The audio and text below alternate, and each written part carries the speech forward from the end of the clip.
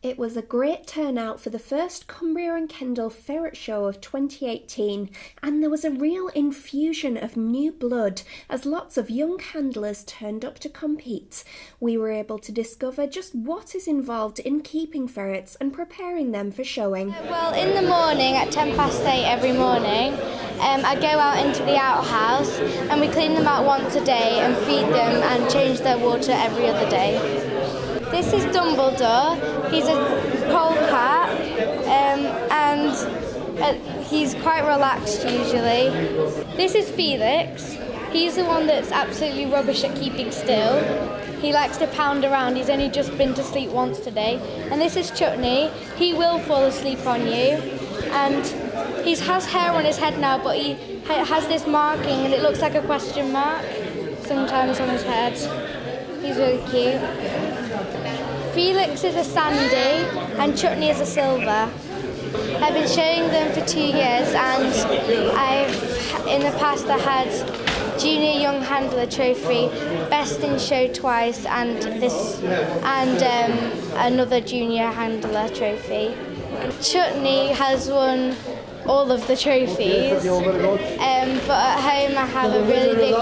Dumbledore won a big rosette last year, I think it was. So just what makes ferrets such fantastic companions for youngsters? They have such a really funny personality because they have really good fun time with my dog and it's really funny watching them roll around with her. You're supposed to hold them under their armpits. He's a bit giddy at the moment, but you're supposed to swing them like that and it gets them really relaxed. So he'll just go floppy as soon as I start doing that. And it's not just the showing of ferrets that is attracting the younger generation. The traditional practice of ferreting for rabbits is still popular too. I got ice and I won this rosette because our handler were good and she was healthy. Ice is a Sandy and she likes going rabbiting. And sometimes when we ferret, we usually put them down the hole and then we got a lurcher and then she gets the rabbit when it comes out. With a selection of classes throughout the day, such as Best Angora and Show and the Best Working Hob and Jill, we wanted to know how the judges decide which ferret will be victorious.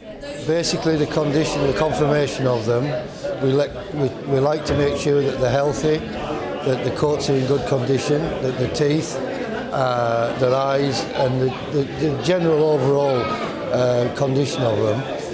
Some people, a lot of women are involved nowadays and you get children as well. So you've got to try and cater for all different classes, that's why there's a variety. People sometimes just keep them for pets. They're rescued ferrets. There's also people that work them. There's people that travel all over the country showing the ferrets. A lot of people nowadays, they keep a variety so they can show in the numerous classes. But at the end of the day, the original ferret is bred for working. And whether it's instinct, you don't need to train them, they do it automatically. The more you handle a ferret, the more they get used to being handled, the smell of your oil of your skin, and they are quite easy to keep. As long as they've got a dry straw bed, they're cleaned out regular, so it stops any disease or infection, bacteria or anything like that. And it wasn't just prize ferrets present. Enthusiasts also brought along their other pets, including rescued ferrets. I think showing ferrets, it's actually coming to the show and it's seeing the people and meeting the people and seeing how well they look after their ferrets. Brilliant. And how many ferrets do you have and who do we have here, Roy? Well, I have 19 ferrets and this is Mustard. Tell me a bit about Mustard. Mustard's about 4 years old now, and he was a rescue ferret. He's disabled, and he was bred with a mink. He was crossed with a mink, and so we ended up with him because he was attacked by a cat, and I rescued him from a backyard covered in blood, and he wasn't very happy. Oh dear.